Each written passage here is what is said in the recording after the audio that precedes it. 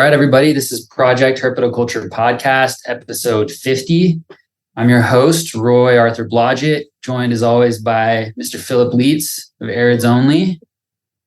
And I'm excited to introduce our guest and get into the conversation today. We've been off for a couple weeks, just tending to some chaos over here in our world. And I'm stoked to get the ball rolling again with this podcast. So before I do that, I'm going to go through our standard housekeeping and give a shout out to Dylan and the Animals at Home Network for hosting our show.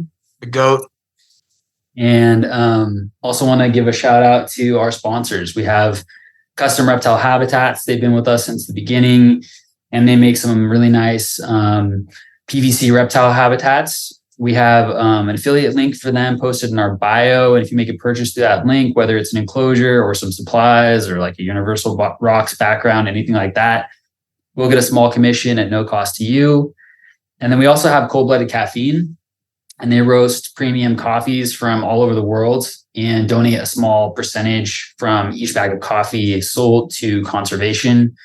So check them out and apply the code Project Herp for 10% off your order there. And lastly, we have Fairy Tale Dragons, our newest sponsor. Ron and Heather need no introduction in the herpetoculture world, and we're super honored that they have agreed to sponsor us and support what we're doing here. It means a lot to have backing like that from those guys. So shout out to them. And if you guys are in the market for exceptional bearded dragons or other cool, fun, obscure oddities here and there, check them out on socials at Fairy Tale Dragons LLC. And last thing is if you want to support the show directly, we always welcome subscribers on Patreon. Check us out there at patreon.com/Project Herpetoculture. And with that, I'm going to pass it to Phil to introduce our guest. Yeah, for sure. Well done, Roy. Real quick, before I introduce Dustin, dude, 50? We're on episode 50? Yeah. That's crazy. Yeah. That totally baffles me. Like it's Jesus. You know, I read somewhere that like most podcasts don't even get to episode 20 or something like that before they just disappear and fizzle out. So if you get past that, it's something you're like in the top 10% of, I don't know. I'm probably jacking the statistic up, but anyway, I just wanted to express how cool like that. Yeah. At any rate, our guest today is Dustin Grahn. Dustin, thank you so much for coming to talk with us on the show, man. Yeah, thanks for having me, guys. Yeah, of course. So the way we want to start off the conversation is with just sort of our standard softball question, which is what initially sparked your interest in herpetofauna? And did herpetoculture come first, or did field herping come first for you? I think they kind of came at the same time. It's in the family, so like I've grown up with just reptiles and fish, and I grew up kind of in the middle of nowhere too. So we've had horses and chickens, and I did 4-H. So we had like sheep and pigs and just everything all the time. But yeah, my uncle actually helped start the Tucson Reptile Show here, which is one of the largest shows in Arizona now. And so he used to breed like hundreds of colubrids and all kinds of stuff. So it's just in the blood, I guess. Nice. How old? Like, was it? Do you just have? Was it something that had just always been a part of your experience? Yeah, always. We've always had like reptiles in the living room at my mom's house, and then my dad used to have like, I don't know, like a few thousand gallons of saltwater tanks in his living room, and like boa constrictors. And man, when I was like I remember, I don't know, when I was probably like 9 or 10, like my mom was like breeding bearded dragons, and so I was helping her out with that. And we had we've always had this big like jungle carpet python in our living room. It's actually here now. Wow. And he's like 20 something years old. Whoa. Wow. Nice. Yeah, that's so cool. Just stuff like that, We've always had animals around. Yeah, for sure. That's pretty cool. I kind of relate to that a little bit. My mom not only was always pretty supportive of the herpetoculture stuff, but she also, we had like 3 dogs, 3 cats always in the house growing up. She's always had interest in like koi ponds and chickens and bees. She's been keeping bees now for a while, and always really cool. just interested in weird, just always kind of like a farmer lady. You know what I mean? So I kind of relate to that. So with that in mind, like, are there any specific taxa that you feel particularly inspired by? And if so, like, why? What about them inspires you so much? I have a big diversity here. I work with everything from scrub pythons to day geckos, I don't know. I guess most of my stuff is Australian. Like the good majority of my stuff is Australian. I have a lot of Nephris and Chopris. Starting to get into some of the Agurnia a little bit. Which one? Looking around here. I only have Strilata at the moment. Oh, nice. Yeah, those are cool. Yeah. They're a lot of fun. Yeah. Sick. Then I started out kind of with like Brachydaculus stuff. So I've always kept reptiles my entire life. And then kind of going through high school, like I had them, and like if I wasn't super into it, I always just had like a lizard or something in my room. And then once I moved out, like it just kind of clicked that like, oh, I can start buying all this stuff again and like really get like diving deep into it. So I started out with like some crested geckos and gargoyle geckos and stuff like that. And now, it's turned into a lot. Yeah, for sure. Yeah, as is evidenced by the background of your of your screen right now. It's kind of funny. I remember when I was living at home, there was always a bit of like, even though my family was supportive of me having reptiles and stuff, they, maybe my dad was sort of like, I guess this is all right, but whatever. There was a really distinct point where when I had moved out, I was like, oh shit, I could do anything. I could buy like, you know what I mean? Like I could buy any pet I want, and I don't have to ask for permission. I don't have to, anything. I can just go do it. So there's like there's certainly an element of freedom that comes along with being able to like pursue this in sort of like a meaningful way. And so I'd also be a little bit curious to hear about. That's sort of like what you're keeping. I'm curious about sort of the stuff that you seek out in the field and like how that differs. Sort of the same question about what stuff that you're finding in the wild inspires you and why, and like, how you think about like, well, I guess this could be a multi-part question because I'm also really interested in when your photography took a more professional stance, because like your photography is quite nice, right? So I appreciate that. Yeah, no, I have no idea what I'm doing with it, but I appreciate that. I mean, same, but it's like, but I'm just curious, sort of how, because, okay, let me elaborate just a little bit further on the photography question, because it's pretty obvious from anyone who checks out your account, which is Geckosphere on Instagram, that you're thinking about composition and lighting and color and timing and all this stuff in a way that maybe not your average herper talks about. So I don't know. There's a whole mashup of questions. Yeah. So we can start with like the herping aspect. I live in Arizona. I live in Southern Arizona. So this is like the greatest place in the world to see rattlesnakes, Yeah. So that's always like my number one top target is just trying to go find some cool rattlesnakes. But I'm into everything. Like I love brown lizards that no one cares about. So even if I go hiking all day and all I see are like some tree lizards, some like ornate tree lizards, I can pick them out and be like, oh wow, this one's like really different, or like I can find the joy out of like anything, Yeah. But yeah, and just going out to see anything. We have some really crazy colubrids here. Like trying to find green rat snakes is always fun. It's a pain in the ass, but it's always fun. Mm-hmm. And then a little bit on the photography thing. I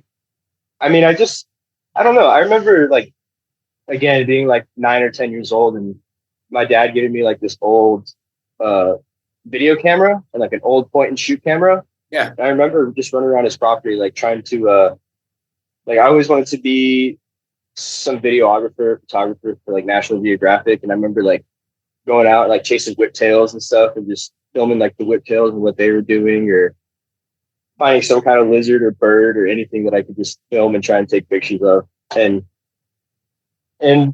I started field herping seriously probably like 4 or 5 years ago now. Mm-hmm. And like actually just because being a kid and camping with the family, I'd just flip every log I could find or every rock and just look for something. Mm-hmm. But actually kind of researching like my specific targets and learning like where they would be and like how to actually target them. I figured, hey, I'm just taking phone pictures. I might as well buy like a cheap camera and that's still all I use today is just like like some cheap starter entry Canon. You know, I have like $500 maybe into the entire setup.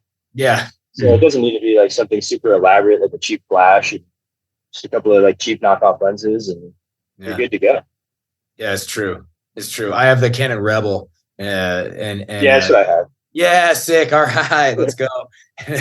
Yeah, man, it's amazing how flexible some of those little sort of, as you said, entry level DSLRs are. It can be really, can have a lot of utility and offer you quite a bit of, at least more than than your people for our sake, more than we're ever really going to need.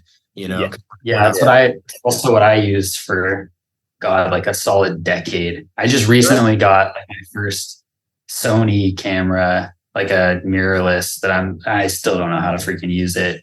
I'm trying to teach myself.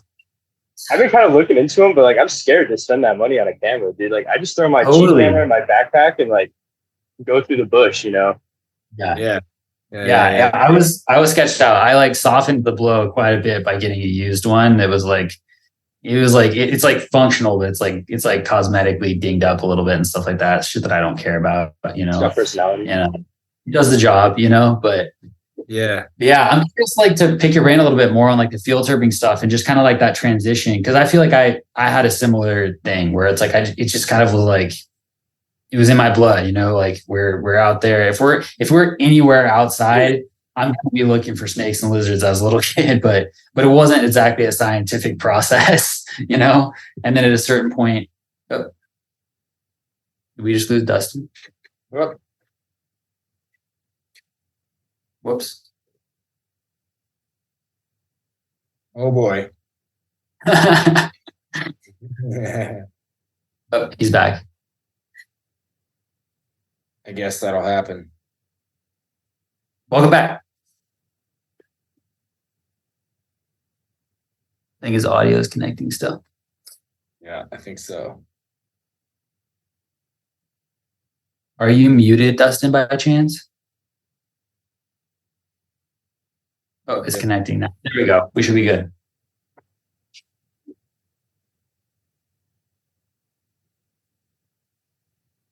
Uh-oh. Well, there we go. Oh, there we go.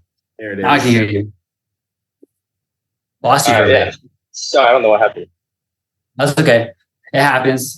It's easy we can just like plug it, erase that little section and just pick up. But I was asking you about when it became a little more scientific.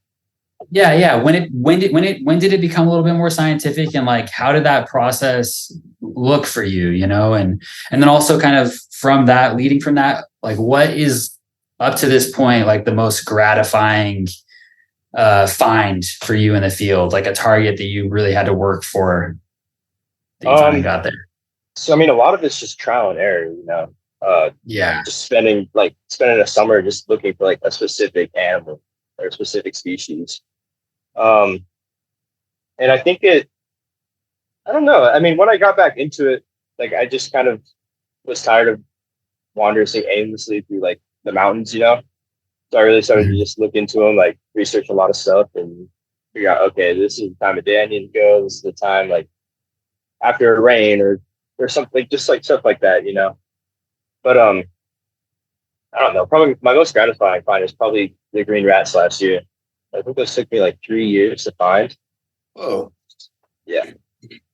Damn. So I mean, it's not. I don't think I was doing anything really wrong. It was just luck. Mm-hmm. That's what it comes down to a lot of the time. Yeah. And so more to the earlier part of Roy's question, like, I know you mentioned trial and error, but like how, I don't know, because I feel like we all kind of mature into herpetoculture in various ways. Like some of us start, chasing morphs, and some of us start with field herping. Some of us start being interested in sort of zoology and that sort of realm. Some of us start with really obscure interests and sort of high level practice from the jump.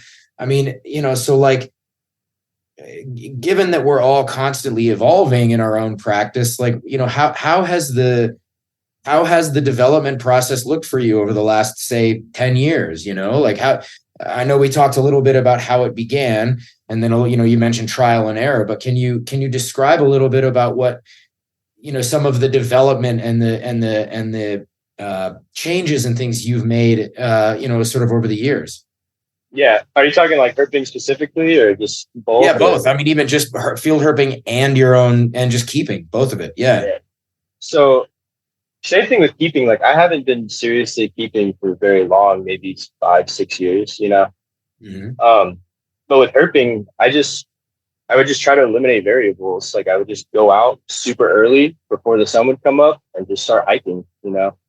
I would take notes. Like I keep a notebook on me. I keep like some weather data logger, and just like, okay, I'm starting to find stuff in like these kind of conditions at this time after a rain, or 2 days after a rain, or like with this humidity level, these temperatures. Like just start to log all that stuff down, and then you'll start to see patterns, you know? And just, that's how certain things become pretty easy to target. Yeah, that's pretty cool. I like the idea of the elimination of variables. That's something that I feel like I use in keeping at the shop all the time, you know, and I talk about all the time. Just take out the variables and things kind of solve themselves in some ways, you know. That's pretty cool. I like that quite a bit. With some of that in mind, I mean, you know, you've herped. So I just want to take another quick peek at your account. I mean, it's pretty rad to like scroll through your gram, dude. Cause you know, it's like you go from these, some of the Mexican, pine snakes, or the Pituophis, Jani. Jani.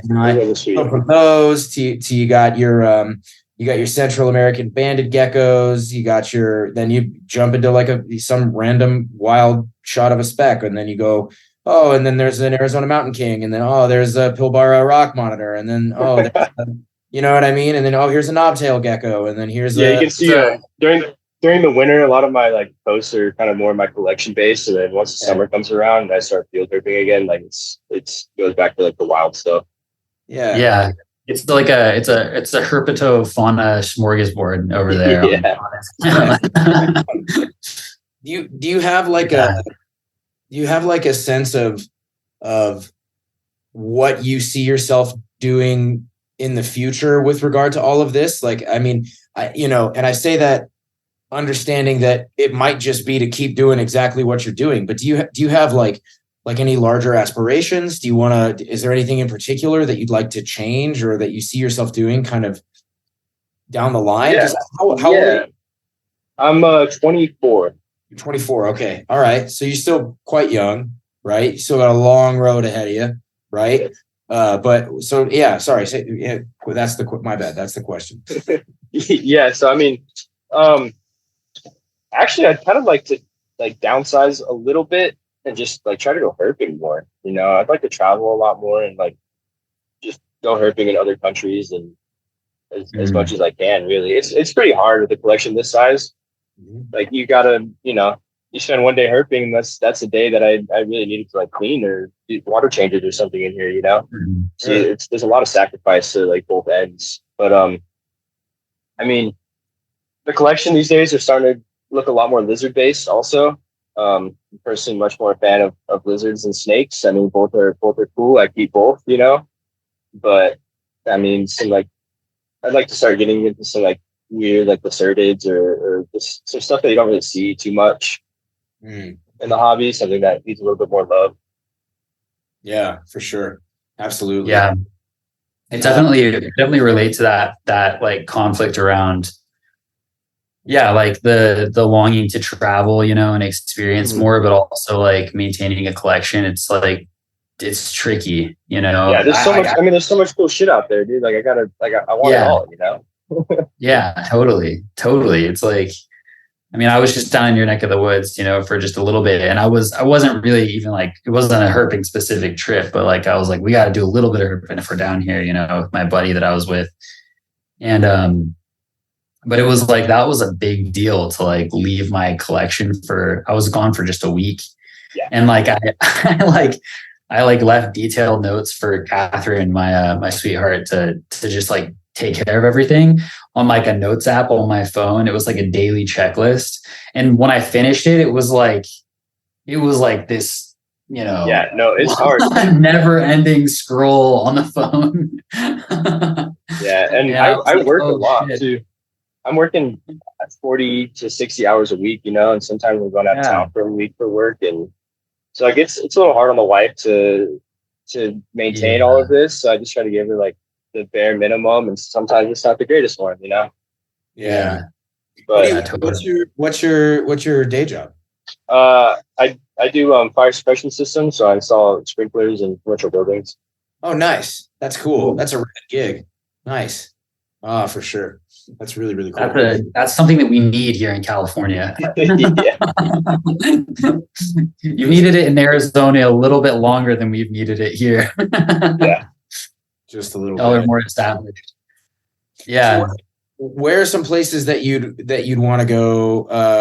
I mean, I know the answer is everywhere, I'm sure. Like if you had to pick top 3, what are the top 3 places you want to go? I think number 1 is probably like Mexico. I love Mexican species. There's so many cool rattlesnakes. A lot of the colubrids I keep here, either from Mexico or like Central and South America. Mm-hmm. I did a little bit of herping in Mexico. So my dad has a boat down in San Carlos, and he goes down there all the time scuba diving. And we actually, I think 2 or 3 years ago, we took a trip down to Baja to go swim with the whale sharks. Yeah, and I convinced all the guys that we were with. I was like, "Hey, let's go drive on the freeways a little bit tonight. Let's go see what we can find." We ended up picking up a few like Enyos, the Baja California rattlesnakes, and a king snake, and I think some other stuff. But Baja and Mexico would be number 1 for sure. Go explore that more. And then of course Australia. Like I want to go find geckos. Everyone wants to go there to see pythons, but I want to go do WA and just do a gecko tour. Yeah. And then I don't know. I think number 3 would probably be like, I don't know, somewhere in Europe. Go find some vipera species and some laceridids, and Canary Islands would be pretty cool. There's some really cool laceridids there. Yeah, man, I love vipera. Those are some of the coolest. Oh my God. I'm not like a venomous keeper type person. It's not really it doesn't like jack me up or anything, like it's sick. And I respect those that do it, but I'll tell you what, I would totally change my tune for some vipera. Yeah, dude. Oh my God, I love those. Those are sick. And then also, it's kind of a dream of mine to see those in the wild someday in Finland. Ooh, in Finland, yeah, all right. It's because it's it's like so far up there, like you're up in the Arctic and there are vipers. They got these melanistic black vipers up there, and it's like they're only active for like a couple of months every year. That's it. Like they have to complete their life cycle in this few months that they're allowed to be active in the summer, and the rest of the time they're just dormant, which is so crazy to think about. Mm-hmm. But I want to see that someday. Yeah, Nipper Reed keeps telling me to come over there and they'll show me all around. Oh, yeah. And then my wife, she wants to go vacation in Greece, and there's some cool stuff there. So yeah, make that happen. Make that happen soon. Hell yeah! I remember that whole region, Greece, Italy. Kind of like the Mediterranean is underrated for herping, for sure. I think so too. I remember seeing Laudakia Stelio when I was walking up, or I think it was Laudakia, those black and orange agamas. Nice. I went there for a jiu-jitsu camp, and we went to the Acropolis to see the Parthenon. Nice. And just the hike up, there were lizards all over the trail, and I was like, oh shit. And I didn't know what they were at the time. I mean, I know now because now I know what those lizards are. But before I didn't, because I was just a weird little nerd obsessed with bearded dragons at the time. But and I'd love to go see those Galatea. You mentioned the Canary Island. I'd love to see Galatea. Mm-hmm. Those are weird, super super kooky. For me, it's all about the Middle East and like Oman, somewhere I can see some Euromastics, Morocco, Israel, Egypt, something. I mean, there's lots of other things to see, but I got to go see those bastards. Oh my God, freak out to go do that. Something like that. So I'm trying to look at my note card here because it helps. So how has field herping kind of and all the time you spend out there looking for stuff in the wild informed the way you keep your stuff in captivity? Let's see. I guess it's kind of helped a lot with like lighting, like situations, and kind of figuring out like how reptiles bask. You know, a lot of times like they're not just blasted by fucking UV or heat, or in like they like a lot of like dappled sunlight and distilled sunlight. You know, so I guess that's at least, I mean, with the stuff I see here, and then I get to come home and just kind of try it out and see what likes it, what doesn't. Because I mean, there are definitely some species that, you know, want to be blasted with fucking heat and sun. Yeah, for sure. Like it's all trial and error. Yeah. Right. Yeah, for sure. That's definitely something I tend to notice is that like a lot of stuff, even where I am, you know, it's like, it's not Arizona heat here, but still like even the summer here, it's like, you know, regularly up above 100, 110, you know, and it's like those kinds of temperatures, you're not going to see much unless it's the morning or the evening. And even then it's like very likely going to be in like this dappled, you know, mix of sun and shade. And it's so rare to like actually see stuff just like out cooking, you know? Yeah. Something like, but for some reason that's like harder to translate that sometimes to the captive environment. So I totally agree. That's another one that I've taken too from field herping. So I just got back from my honeymoon. We went to Costa Rica, and that was one of the reasons, just for those listeners out there who care, that's one of the reasons that we were off over the last week or two. Yeah. Was because I had shit to do. But blame Phil. Huh? So they can blame Phil. Yeah, blame me, jerks. What are you gonna do? No. But there was some stuff down there that I really thoroughly enjoyed, which was, you know, looking at a lot of the iguanas and the basilisks and oh God, some hilarious stuff. We, you know, all the geckos that were crawling around the hotel and the mating on the ceiling and stuff, like while we were eating dinner, it was cracking me up. Oh man, that was great. But yeah, some of the stuff that I remember noting was like there were obviously resident tenosaurs all over the hotel grounds, right? So you had this Tenostra similis, and I remember there was always some stuff that stood out to me, right? So, you know, you mentioned the way they bask and the way they choose to light themselves is just so different when you know, when they're out there than when they're in the enclosures.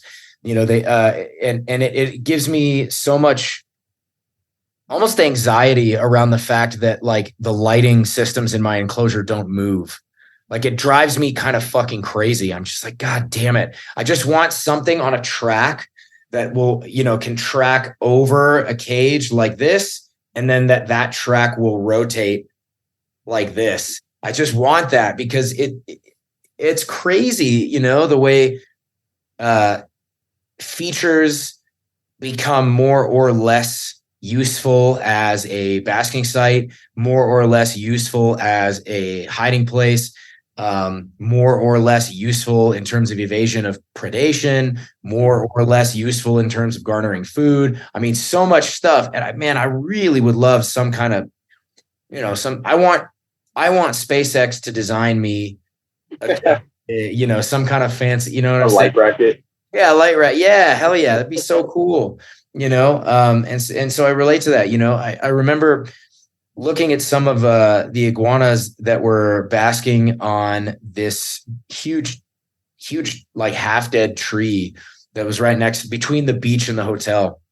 And you know, it was like maybe 9:30, 10 in the morning, and there's one of these huge Tinos that's just out on the tree, and it's not even in the direct sun. It's just sitting there, just hanging out, not in direct sun, just kicking it, doing its thing.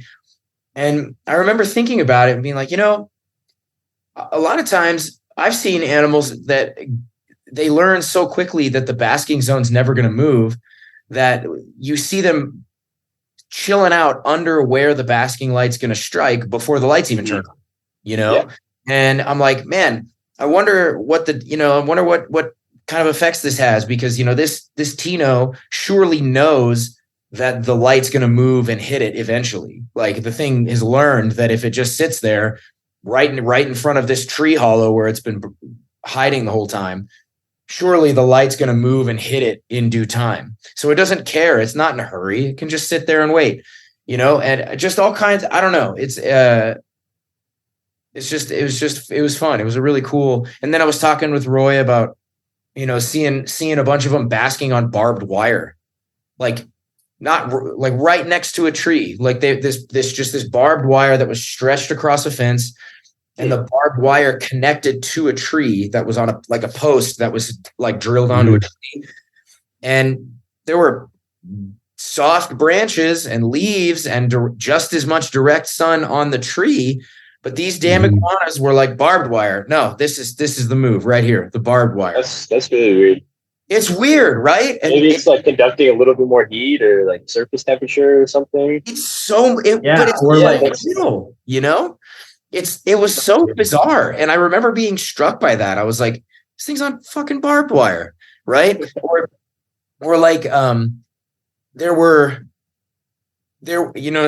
in the hotel grounds, right? There were it was lined with all kinds of plants, right? So there was I actually remember asking the hotel staff if the plants were native or non-native plants, and they're like, "Oh yeah, no, it's all native plants. Like, we don't do, that's not the scene. These are all native plants."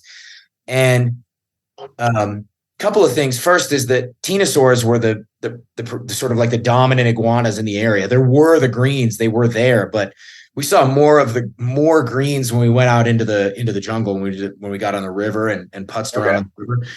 And I took note of the fact that the Tinos were eating. They would heat up, basking on the trees, and then they came down onto the hotel grounds and ate the grass. Oh. And went back up onto the trees. And I remember just being like, that's interesting, because there were flowering plants all over. And I was like, why wouldn't they want the flowers? I mean, surely those are edible flowers. I mean, I can't imagine why they wouldn't be, I mean, there was multiple different kinds. There was all kinds of different plants. And again, I was just there for 4 days looking around. This is certainly not some sort of definitive observation by any stretch of the imagination. It was just interesting. I'm like, all of them were coming down to snack on the grass, not anything else. And I was like, that's weird. Like, I wonder what that's about, right? The fact that there were all these iguanas. I'm sorry, I'm ranting, but I feel like I don't know. I could stop if you have anything you want to respond to this. I can. No, that's fine. Okay. I was sort of like remarking about the fact that there were all these Tinos kind of crowded into one area. And there was one big ass male that was like, that's cool. The hotel grounds were clearly this guy's. He was, dude, fucking head like that. He was huge, dude.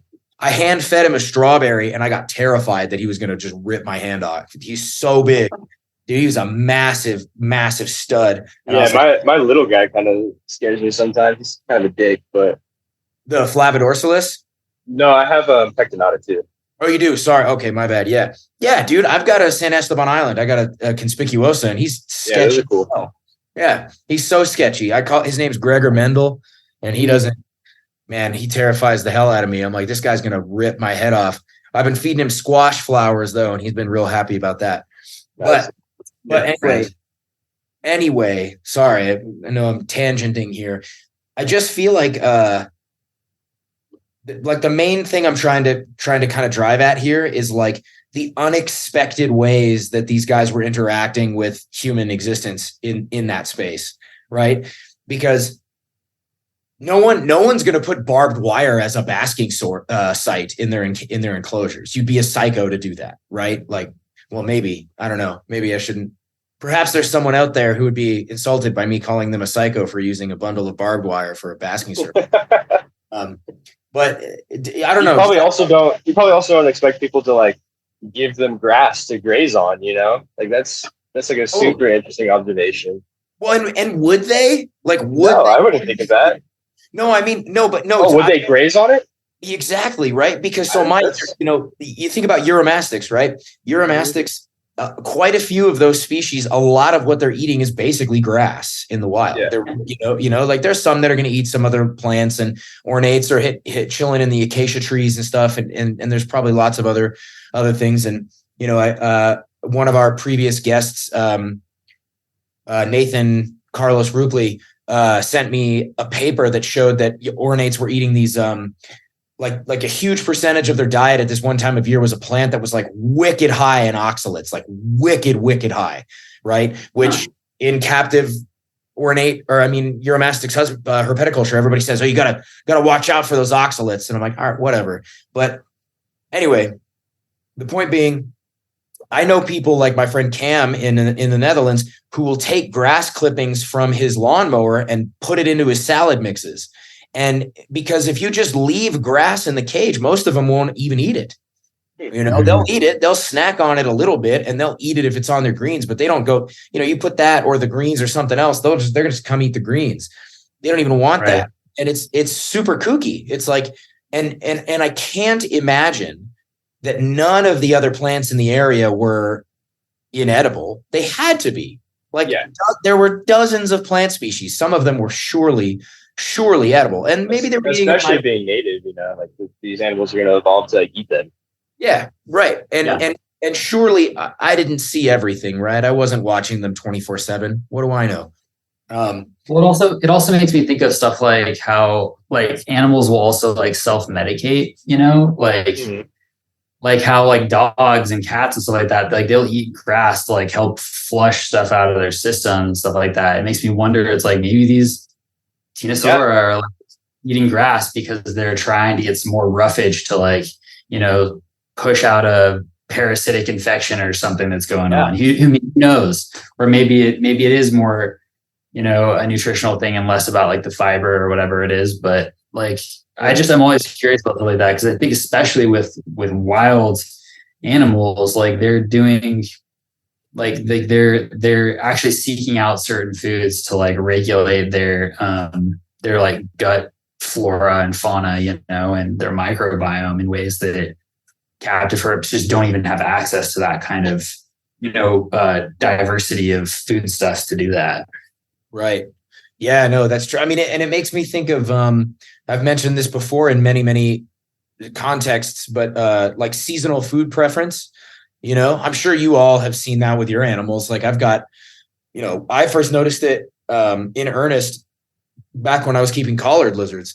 You'd get towards the fall, or at least with the stuff that I had, you'd move towards the fall and they didn't want any bugs. You'd throw it, dubia, superworms, mealworms, crickets, hornworms, you name it. You throw that in the cage and they're like, You chuck a lizard, a little gecko, like a little banded gecko or a baby leopard gecko in that cage, bam, they hit that thing like a truck. They were so amped, I'll have to keep an eye on that. Yeah, right. I've also noticed the same thing with the Euros, right? Like you pick dandelion greens for them, and sometimes they'll chow and go nuts. They love it. Yeah. You give them dandelion greens in the fall, they don't want it. They're not interested. I'm not going to touch it. It's so weird, and it makes me wonder if if what I'm calling seasonal food preferences are actually like regulatory or like microbiome related food preferences or something like that, like they're wanting specific things for specific reasons. It's pretty weird. Also noticing how the iguanas were specifically seeking out the tot. So the area around the swimming pool, there's all this tile, right? Mm-hmm. And these arboreal lizards were coming over to sit just a flat out on that tile. They just like wanted to splat on the tile. They were all taking shits all over the tile. And so the whole hotel staff, every time you'd see the iguanas come over, kept walking over and going, "Hey, get out of here. Get out of here, you little shits. Shoot, you little ruffians." And yet they were still coming around all the time.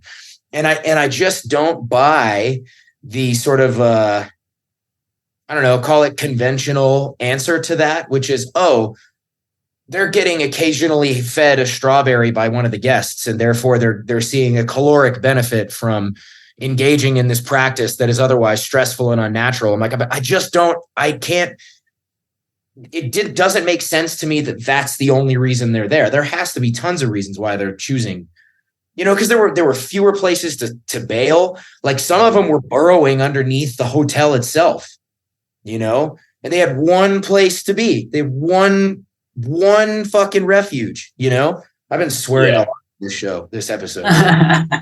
Sorry for our listeners. I mean, it conveys the enthusiasm and the passion, Phil. That's what we need you for.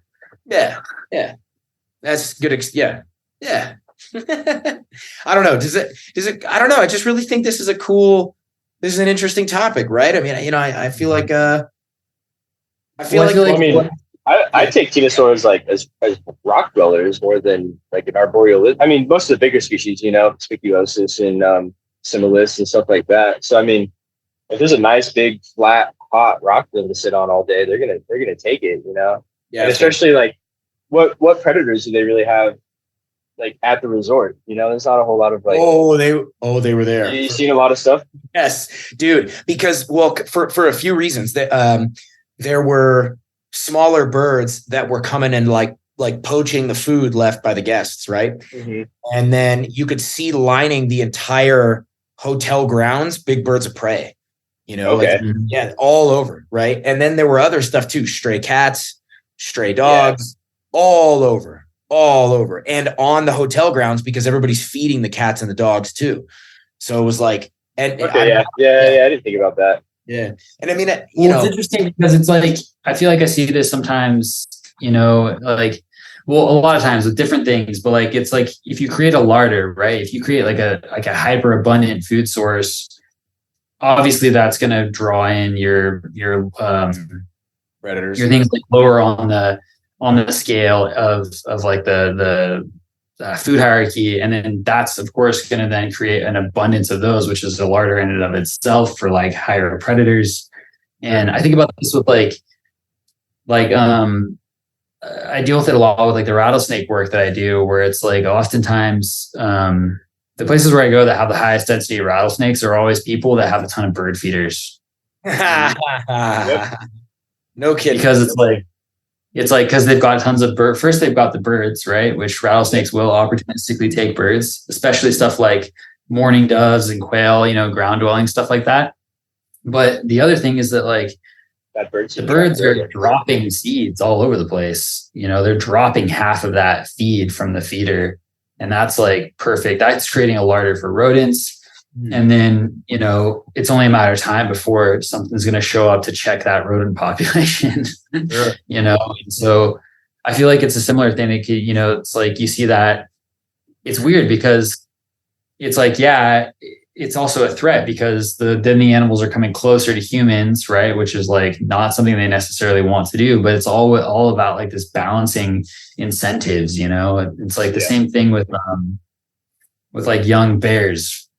That's another thing that I help out with sometimes is like, it's always young black bears that are getting themselves in trouble around here because they're like, they've only been out on their own away from mom for a little while. And they're like trying to figure out how to feed themselves. And then they're like, oh, I can just bust down this cabin door and they have like gallons of dog food. And like, there's a fridge right here. And like, I've literally had this happen a few times where people have called me and they're like, a black bear just literally smashed the door of my cabin and it's coming back every night to eat stuff in my house. And I'm like, you've got to disincentivize that bear somehow, but sometimes the being in human presence isn't enough if like the rewards are great.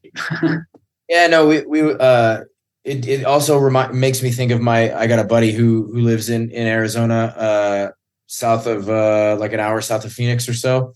And he's got a tortoise. He's got a big tortoise ranch or a big ranch where he just breeds a whole mess of sulcatas outside. And he lets the sulcatas just lay their eggs in the ground and it lets them hatch and then just pulls them from the pens. And it's super cool. And the extra cool thing is that there's a grip of Gila monsters that come in to eat those eggs. And then there's a bunch of rodents and there's a bunch of rattlesnakes that come in as a result of all of that. And when we go out and visit him, you just sit on the porch at night drinking beer and you see Gila monsters cross the path. Or, he put up a video of like a real young Gila monster that had hatched somewhere there. You see, one of the days we arrived there was a big rattlesnake just curled up right on his front porch, just the stone on the front porch. It's like, all right, cool. Cool. Sick. He also recently mentioned that a couple of badgers had infiltrated his ranch. Obviously, that's really cool. Eat the eggs, right? So he had to go get those things removed. It is super cool, and I think about this all the time because I feel like it's there's something. I feel like all of our sort of polarizing discussions in herpetoculture, where we've got, and again, this is obviously a broad generalization, and I'm not necessarily trying to choose sides or say that one's bad or one's not or whatever. But, we sort of have like this one side of herpetoculture that says, nah, we can kind of do whatever we want. And like, it doesn't really matter if we keep snakes in racks and morphs are totally fine. And again, and then, on the other side, we've got this whole other side that says, you should be keeping your leopard gecko in a room-sized cage, and you should be, or like, you should be, the more natty, the better, and all this stuff. And again, I have a respect and a love for kind of both ends of this very hyper generalized spectrum. But I still feel like there's something in the middle there that feels like the answers lie in these areas where we're overlapping with so much of herpetofauna, or not the answers, but there's a lot of insight that lies in those areas where we overlap. Right. I mean, the same ranch of my buddies in Arizona, the Spinies, all making homes in the cinder block walls he built around the pens for the tortoises. And you see so many more Spinies than you would see like on a regular rock pile. They're all over. Right. I think about the fact that he mentions having used to see horned lizards, leopard lizards. And I don't remember desert iguanas. I'm probably going to butcher this a little bit, but he doesn't see those anymore in the area. Right. I mean, interesting, and it's just kind of cool. The fact that when I went onto the, when you went out into the jungle, we didn't see any Tinos. It was all green iguanas and basilisks and howler monkeys and capuchins and crocodiles and whatever. Yet the closer we got to the hotel, it was all Tinosaur, right? So it was like we did see one green iguana on the hotel grounds, but just one the entire time. But I saw like 100 Tinosaur, So again, and that's not definitive. It doesn't say anything. It's is that just them like filling like different ecological niches, Yeah, sure. Yeah. Right. It's gotta be right. Because Tinosaur, because I'm sure you're on the coast, right? In your resort. Yeah. We were we're in Liberia at a resort. Yeah. It was tight. So those Tinosaur are living in the rocks and stuff on the beach and in the trees on the coastline, and then the big green iguanas are more in the jungle. Yeah, probably. Mm-hmm. Sure. But I just think it's cool, and I like that. I think it's like a fun experiment to see like what's going on in those areas where we overlap. And like, I also feel like it's related to when you go out herping and you come across an old pile of railroad ties that's being inhabited by a whole mess of whiptails and bull snakes and, a whole mess of other things. Right. It's kind of cool. Like it's not meant to be. It always seems like they prefer that garbage, other than this perfect log or this perfect rock that you think they'd beat under. They want some tin or some wood. Yeah. Some of my favorite rattlesnake hibernacula around here are like old, like concrete foundations, that are derelict that have been claimed by the snakes, because there's also like you can go to one of those and you can see 20 rattlesnakes using it because it's large enough to accommodate that many in one hibernaculum. It's kind of hard to find a rock pile or a boulder, that can support that kind of number a lot of times, at least around where I'm at.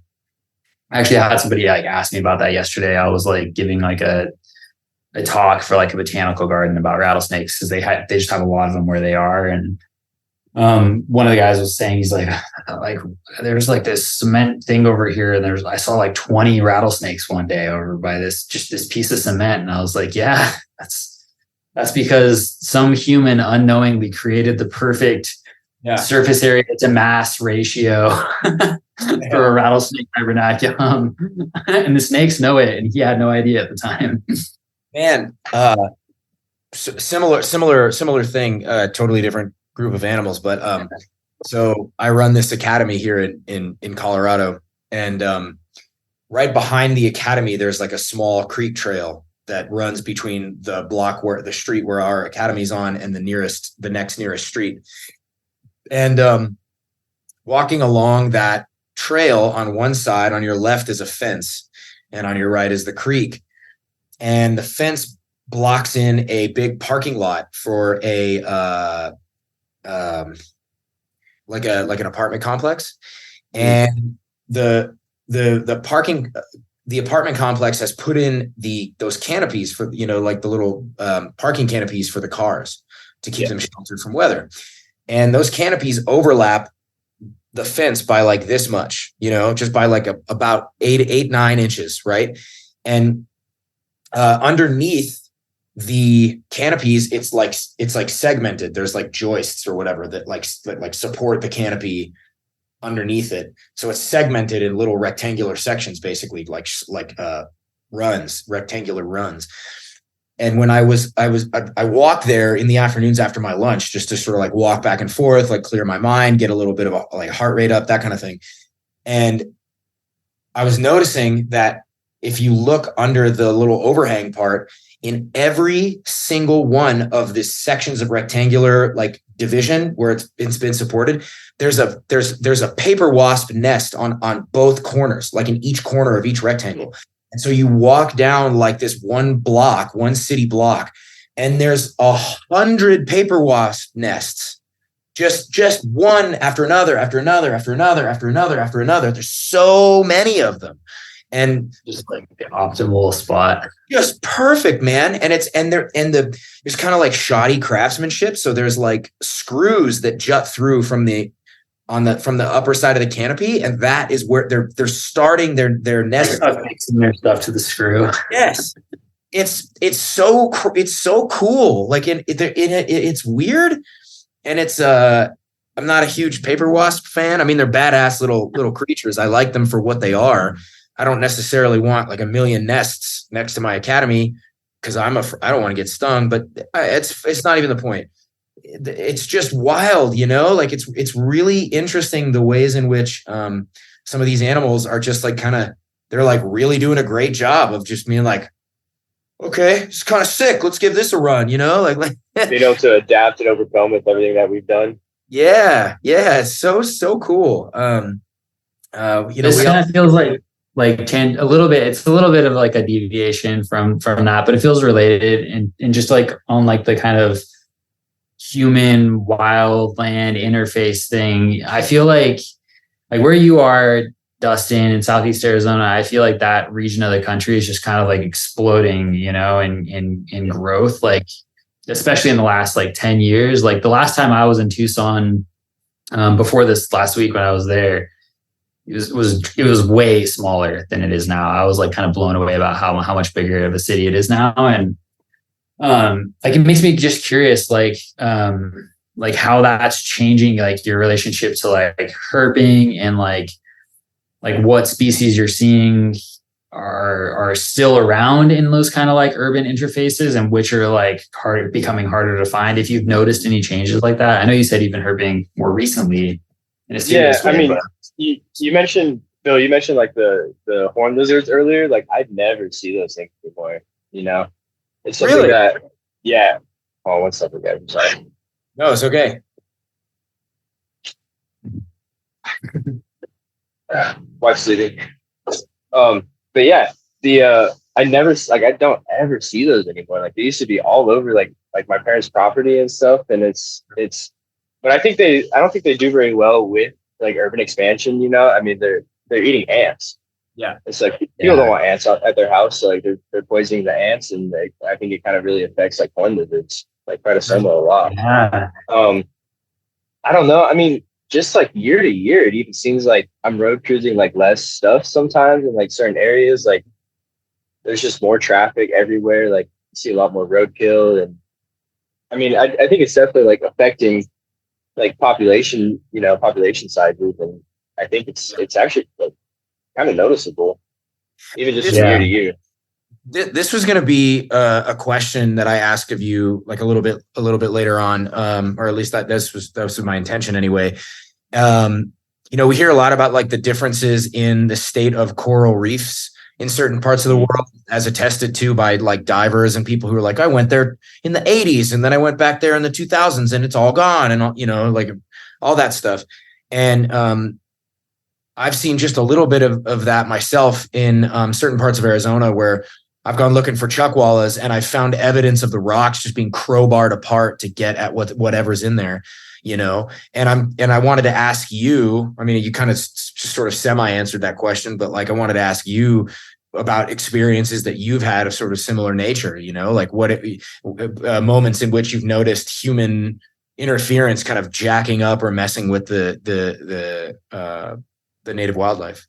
Yeah, so I think herping in general is like kind of becoming more popular and like a much more popular hobby. And I mean, there's certain areas where like we're going to look for like banded rock rattlesnakes or ring-tailed rattlesnakes, and it's just like these rock piles that they live in are just completely like turned over, and like I don't know, like I think that's an important part of herping is like being ethical with it and like learning the etiquette and just like you want to go out and see these animals, but you want to like continue to see these animals, you don't want to just go out there one time, get a picture, destroy their habitat, and then boom, they're fucking SOL, and they got to go find a new place to live, and it's a lot harder. Yeah, but I mean, there's like, and we have some flip sites and stuff. You come, like you're there 1 week and everything looks good. You come back 3 weeks later and like everything's just turned over upside down and not put back, and like it really does kind of affect the populations, and it really does affect like the turnout of certain areas, Yeah. I noticed that actually at one spot, when I was just down there, I just stopped at one little spot along a road and was like, oh, this looks like a good place to maybe just like jump out of the car real quick and see if we can find something. And, it was just this slope that had just like every rock was just flipped. And I was just like, fuck. Like, God damn it, people, come on. It's not that hard to like, take another couple like seconds, just put it back, because I think that sometimes it's just like an education thing too, where it's like, you don't realize that like these are geological formations, and like that geology happens really slowly, it's like, when is like the next time, how long is it going to take for like new like geology to form essentially in some of these places where you're taking stuff apart. And I'm even starting to see that more and more locally. Like just actually yesterday I just went on a walk with my partner and our dog at a spot that I like here, and there's a lot of rattlesnake hibernacula at the spot, but it's also a spot where there are potentially zonata, California mountain kings, and of course that's like one of those grail species, and in this part of California, it's a really hard place to find them. And there were like so many just like cap rocks that had just been like taken off and not put back. And I was just like, come on, like let's just put them back. I was like, trying it's okay to flip them, it's okay to look under them. Yeah, just put it back. Totally.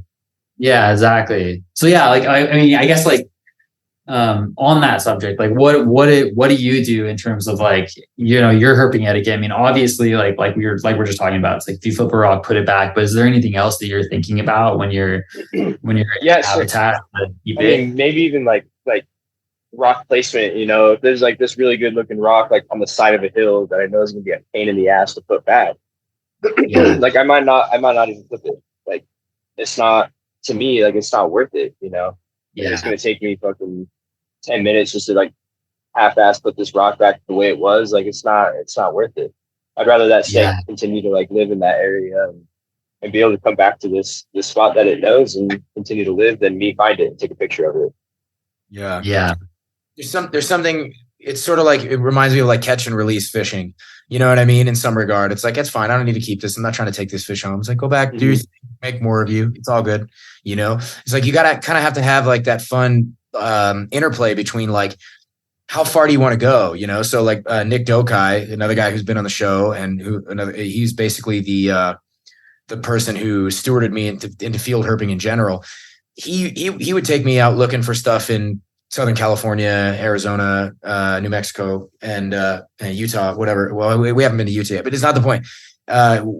We would talk about things like where, okay, you know, like if this is a super easy rock to lift up, or, you know, let's say we're looking for collared lizards and one bolts under a boulder. And it's like, well, I could lift the boulder up, but why? You know, it's like, it's more like you kind of like acknowledge a little bit of fair play. It's like, you got me, lizard, you win this round. You know, like, I'll get you next time. You know, like, it's no big deal. You know, you kind of have to like acknowledge that and let that happen.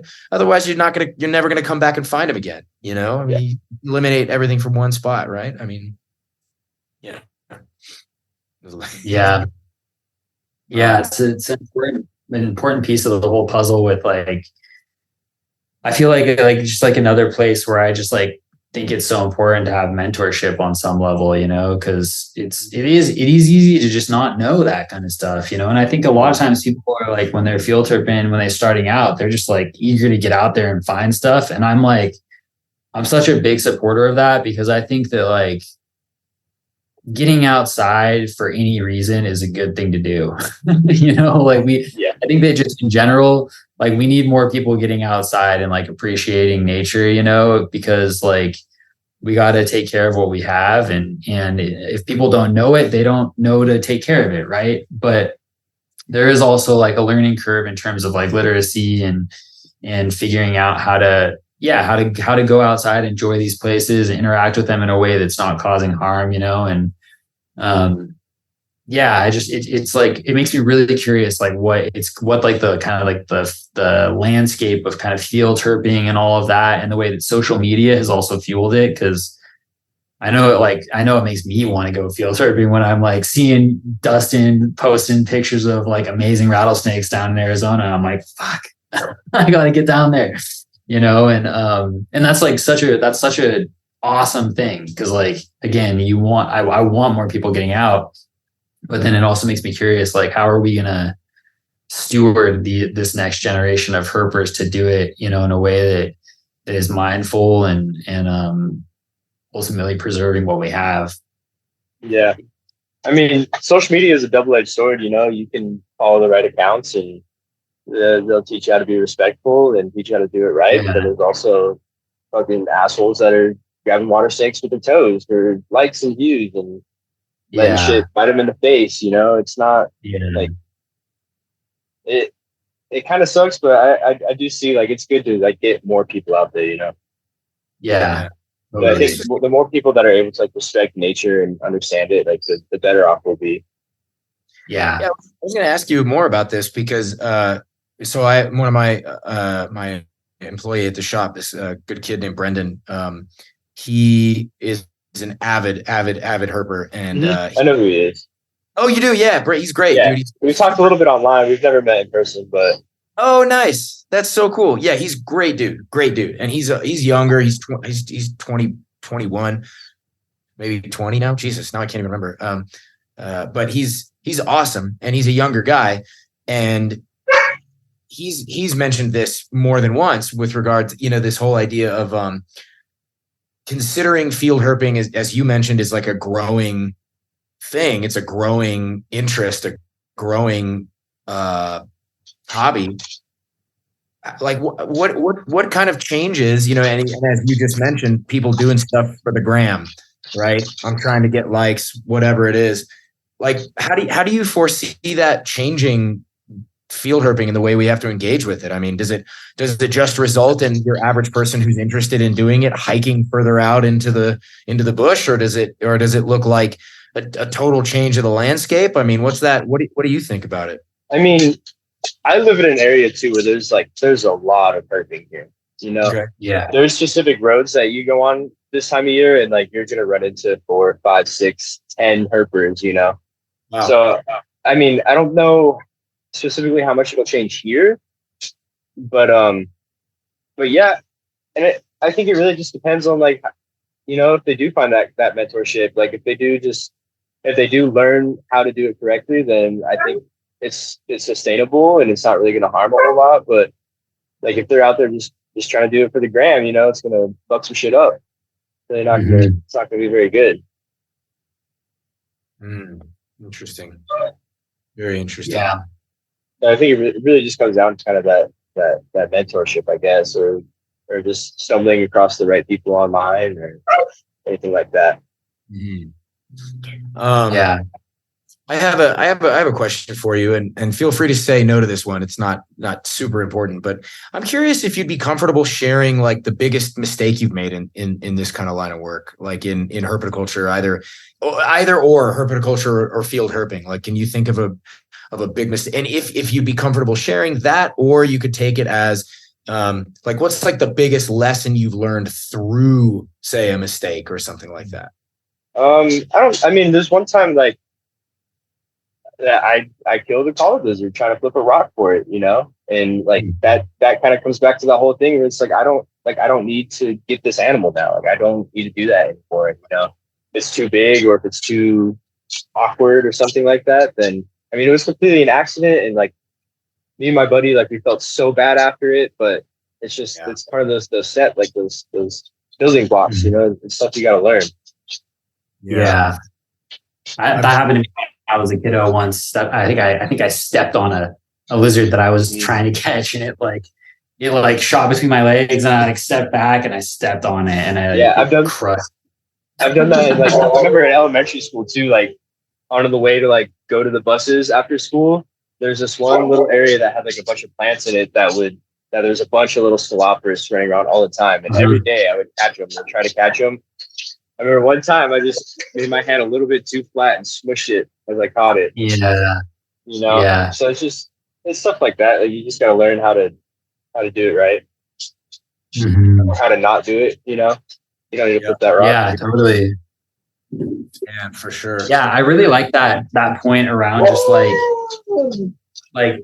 like having cultivating the discernment of like, is it even worth flipping this rock? Like, because there are times when it's like, oh, that's the perfect rock, but it's like, oh, but it's on this slope, and I know that as soon as I flip it, it's gonna slide down the slope, and then that spot's gonna be ruined. There's stuff like that. I definitely think that is discernment that I've had to grow over time as a herper, being a kid, just like not being able to like factor that kind of stuff in. And, you get older and it's like, all right, actually, maybe it's just not worth it. And like, sometimes you're excited, you're excited to be out there. You're excited to catch this animal. Like, it's exciting. You want to do it. Yeah. I totally understand like where people come from, and it's easy to make mistakes out there when you get in the moment. And like, maybe it's your lifer that you've spent years finding, like looking for, Right. I've definitely put myself at risk many times chasing lifers. Yeah, me too. Like the first striped racer I ever saw, I remember I literally like dove like down like a slope. Last time Rob's son was in town, we went for a little hike, and like, I don't know, like 30 minutes into this hike, I just see the tail end of a pyro going down this hole, and I was like, oh shit. And so I like dolphin dive onto it and like get it right before it goes all the way into the hole, and like that was, gonna hurt myself, but it was worth it. Oh yeah. Yep. The things we do. When you get that shot of adrenaline, when you see something like that, you can't be held too responsible for what happens in the seconds following it. Yeah, for sure. Totally. I've done the same. I'm joking around. I've done the same. I've done it. I was in Costa Rica. I was like, I wanted to jump in the river. Like, I'm like, nope, not going to happen. Nope, not. Like, I jump really, like, every time I see a turtle, I'll get in the water for it. Like, I'll chase that. Sure. Yeah. Yeah. No, I mean, here in America, most of the rivers I'll do it. Yeah, for sure. I'm not going to do most of them. I won't even jump in the Mississippi River because bull sharks, damn it. Further north you go, no. And I'm not that worried about the gators, but the bull sharks scare the shit out of me. But even crocodiles in Costa Rica are a thing, though. Oh yeah, dude, oh god, oh my god, they were rad, dude. Like I took so many videos of those little fuckers. They were so sick. Anyway. I have a quick question before we like move away from field herping, if I can. On just like, I know you've like been involved with like, you know, like the THP guys, the THN guys coming out and herping and NPR going on the field herping trips with them. And I'm just like curious how has that like shaped your kind of sense of community? You know, it's like, it seems like that's like I can imagine that's like a big deal, you know, to be able to get out herping with these folks that, you know, hold standing in our community. And I'm just curious about that, if you could speak to it. Yeah. So, I mean, I kind of just weaseled my way into the NPR herp trips. You know, I saw they're going to be in Arizona. So I was like, hey, I would live in Arizona. Like, I know where to go. You guys want to come out? I can show you some cool stuff. And like ever since then, like, it's just been great getting to know those guys. And like, I think the first trip it was like Keith McPeak was there. And it was like, man, these are like Keith McPeak and Justin Drewlander, Rob Stone, you know. And like, it was like, wow, and Eric wasn't there, but Owen was there. And I was like, I've listened to you guys on like, listened to your podcast for a few years now. And like, it's great to finally meet you guys and a bunch of people I look up to. It was really fun. It was really cool. It was cool to be like kind of in that leadership role, you know, to like show them around and be like, hey, like this is my neck of the woods. This is what I know. Like, let's go find some cool stuff. And it's been great just like getting to spend that time with them now, because we did they've come back to Arizona again. I spent the week with them, and then we did Utah this year, and that was a lot of fun. Oh yeah. I saw some of those pictures of those banded chucks that you guys saw out in Utah. The Justin posted a picture of them. Those are my favorite chucks, man. I haven't seen those those banded ones in the wild yet. We didn't actually see any chuck wallas. He went back like a week later or something for a conference. I thought it was the same thing. Never mind. JK. Yeah, we went out there on the same trail that he took, but I guess one of his friends that was down there said that he was chasing around the chuck wallas like 30 minutes before we got there. So everything was hiding by the time we got there. Shit. That's funny. I love those. Those banded chucks are beautiful. They're so cool. Yeah. No, that's cool. It's always fun. It's like, it's weird the ways the kind of this happens in jiu-jitsu too. Like the ways that having like a shared interest or a shared hobby kind of opens doors and gives you connection to people like all over the world that you wouldn't have expected to be able to connect with, you know, and like being able to connect with people through like some random thing. It's super, super cool. So I also have a question. Well, I have two questions that I really want to ask that, I mean, they're kind of like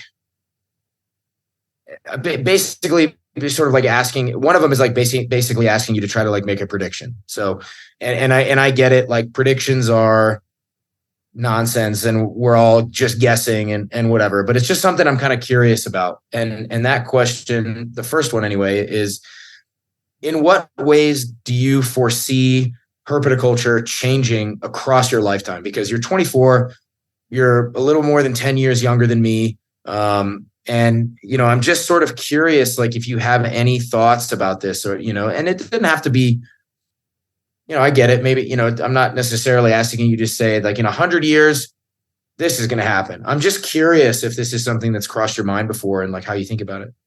Yeah. I mean, I see a lot more people like a lot of people kind of talk about this too, is like, people are starting to keep less animals and like bigger enclosures, which I think is pretty cool. It's something that I would like to work towards here, you know, because I mean, I use racks and I use cages. So I use both.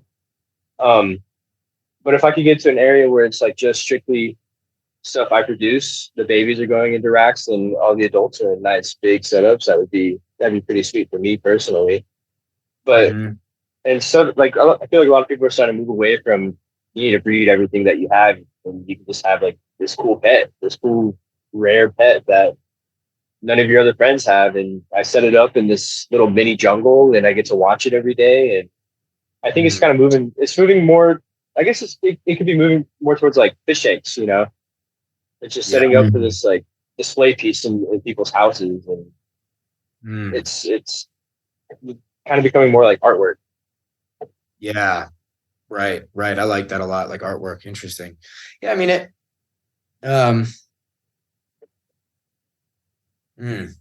actually, I kind of want to ponder that a little bit more, but in the meantime, I have another question here. And this one is another one that's like, I don't know, it's something I've just sort of been thinking about a lot lately. And I say this admitting that like, I don't necessarily have like a pulse on what's going on in herpetoculture, you know, like I try to pay attention to what's going on, but like there's plenty of people doing things that I'm not aware of, plenty of things that happened in the past that I'm not aware of. So I kind of acknowledge that in asking this next question, right? So I feel like I've noticed what seems to be a trend towards something that I might call a maturation of our hobby in general. In the sense that more and more participants are thinking about the work we do from an increasingly diverse set of perspectives. I see, you know, the longer we practice herpetoculture, the more like fleshed out and mature our rationale for existence seems to become. Do you have any comment on this idea? You know, like I just feel like so many more people are talking about the political side of what we do, the ethics side of what we do, the long-term future perspective of what we do. And very importantly, so many more people are talking about a rationale for doing this that doesn't just sound like because I fucking can, commie, you know what I mean? Like, you know, and so I don't know. Do you have any, does that strike a chord with you in any way or? Yeah, a little bit. I mean, we started out as what, like we were originally just part of like not cancel culture. Like we were the redheaded stepchild, you know, we were fucking reptile keepers with this weird biker dude with fucking tattoos that had a big ass snake around his neck. And we just kind of got pushed under the rug. And I guess as it becomes more mainstream, like that's stuff that we're really going to have to like focus on and realize that there's people that don't want us keeping these animals that are going to become more aware of us, and they're going to do stuff to like to stop us from keeping animals. And you know, I guess maybe we do need an organization to be out there to kind of help us and stand up for us. And also, like, I know everyone says like we need to police ourselves, but that's never going to fucking happen. You know, that's impossible. Yeah. But I guess just kind of be aware with supporting the right people, you know, like Eric says this all the time, but with your dollar, like, they might have a fucking, some morph you've been looking for forever, but that doesn't mean you need to buy it from this person, you know? Yeah. Like it'll come around again, or this specific animal will come around again, you know? Yeah. Just wait for like the right opportunity from the right people who are doing it ethically and doing it correctly. And I mean, I guess that'll help us self-police a little bit. Yeah. Yeah, for sure. Yeah, totally. I agree with that. Yeah. I mean, there's so much about just like, like what are you supporting, you know, with your time and like, and also like with your attention at this point, you know, cause it's like, I mean, like I just have to like not even engage sometimes with some of the stuff that I see on social media and stuff like that with a lot of these things, because like I know that it's like if you engage, you're just feeding it, you know? And so it's like on some level, I'm just like, all right, I'm gonna look. Yeah, and I mean, I'm not even like huge on social media. Like I'm not. I don't post super often. You know, I'm busy enough here with my animals that like I've got shit to take care of. Like I'm not super concerned with what honestly what people are thinking about me or I guess what other people are kind of doing. You know, I've got my good community. I've got my close friends, and that's kind of who I care about. Yeah, totally. Yeah, I think that there's something about just like, also, I think the more I'm in herpetoculture, the more I just like am interested in like the relationships, that I have with like friends in herpetoculture and other people that are doing cool stuff, and like wanting to like share with them and trade with them. And it's just like, I don't know, it's more gratifying that way. And oh yeah, I'd much rather send like something I produce to a friend, than sell it to some random person at a show. Yeah, for sure. Yeah, totally. Yeah. For real. Well, so we're like about an hour and 40 minutes in, and I obviously want to be respectful of your time, especially considering we messed up on the on the time stuff at the beginning. We do have like one. I don't want to say like let's stop the conversation unless you guys feel comfortable with that. If obviously want to make sure, Roy, you get a chance to ask any and all questions that you that you want to. And do you have anything else you want to throw out there before we get to the closer? I feel like makes it's like good timing for the closer. I also have a sense that this is probably just part one. Yeah. We'll have to do some more chatting down the road, and I know that we're all going to have some herping to do together too at some point down the road. Oh, for sure. So yeah, I want to come up. I want to come to Colorado and see like the flip for like milk snakes and hognose and stuff. Dude, please do it. Come out and check it out. I'll take you to some great spots, and there's a lot of good stuff out here, man. I actually, real quick before we do the final question, we were talking about doing stuff that could, like when you're herping, where you're like, oh, maybe I won't do that again.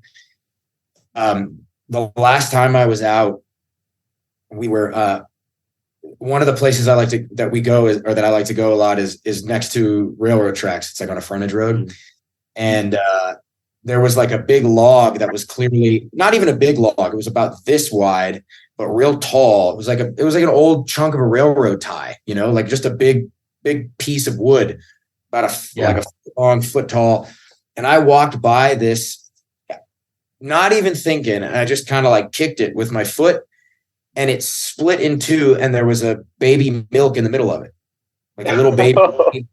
The milk was fine, but I was like, oh my God, like I didn't know that I didn't even think that there could be anything in it, Yeah. God damn it. I got to be more cool, a little more careful. That was a cool way to find a baby milk. Let me tell you, never found a baby one out there before. I'd only ever seen the, like large juveniles or small subadults up to adults. And I was just like, oh, this is little baby. It was so cool, man. It was awesome. super sick. Anyway, Roy, do you want to do the honors on the closer question? Yeah. So sure. So same question we always asked our last one, which is just why herpetoculture? Why do it? Why does it matter? Why do you like it? Yeah. So I've been thinking about this question, and I think it's just like, I mean, I don't want to steal like other people's answers, but it's just something biological. Like I have to do this. It's something that's just ingrained in me, and I mean, even just like, if I'm not going to be keeping reptiles, I will 100% always be herping, If I can't keep them here, I'm going to go look for them in the wild. Like there's just something awesome about finding like a wild, like not even when like you're not herping, just going out driving somewhere and there's fucking a snake crossing your path, on the road. And there's just something exhilarating about it that will always keep me intrigued. Yeah. Nice. Yep. Don't feel bad in taking anybody else's answers. I feel like the more people we have saying this is like a biological need, the more that's just going to add credibility to all of us. Cause I feel that way too. I feel like there's way. I just don't understand. Like it's very difficult for me to envision a world in which I'm not engaging with reptiles and amphibians in some way, shape or form. There's just no way. Yeah. Good luck. We don't get to decide. Yeah, exactly. Yeah, once I started building up the collection again, like something just clicked, It was like this is what I need to be doing with my life. This is what my free time is going to be going towards, and like I'll always have them. Yep. Yeah. Same. Well, so that was excellent, sir. Thank you so much. Can you tell people where to find you on the interwebs and whatnot? yeah, so anyone can follow me on Instagram at gecko.sphere. You can find me on Facebook, Dustin Grahn. Just if you guys have questions about anything or want to talk about snakes or lizards or herping, just hit me up. Feel free. I'm always down to chat. And Awesome. you don't, do you sell any of your photos anywhere? You don't sell prints of any of your images or anything? No, I just did my first print from Utah. This guy. Whoa. Yes. Yeah. That It's just for awesome. me. But I haven't printed out anything to try and sell. I've thought about doing some just bringing some stuff to shows that I go to. You should do that. You take great photos, man. I really think you should. Yeah, no joke. Like, I also have an art degree, so I feel like I have an extra layer of credibility here. So I feel like you should take that and print some stuff and bring it to shows. Yeah. At the very least, and at the very most, you should set up a print shop online through some hosting service. You never know, could add just a little extra scratch because you take great stuff, man. Thank you. Some cricket money. Yeah, just bring it all in, bro. Get that cheddar. Anything to help pay for feeders, right? Yeah, hell yeah. Yeah. Exactly. Yeah. Exactly. All right, sick. Well, Roy, you wanna hit the button? Yeah, I'll hit the button. Yeah, thanks again, man. Yeah, thank you guys. Yeah.